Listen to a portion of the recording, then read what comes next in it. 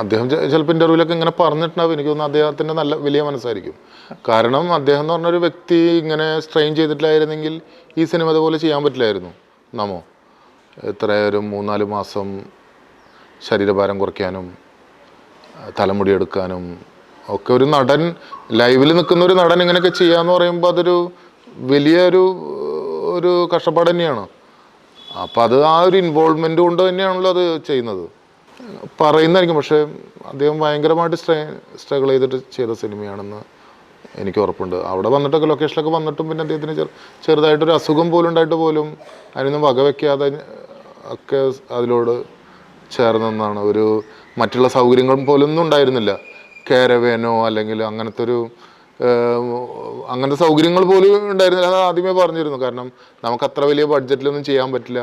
1 രൂപ ശമ്പളം പോലും മേടിക്കാതെ ഒരു കാരവാൻ പോലും ഇല്ലാതെയാണ് അദ്ദേഹം ആ സിനിമയിൽ സഹകരിച്ചത്, ആ സിനിമ തീർത്തത്.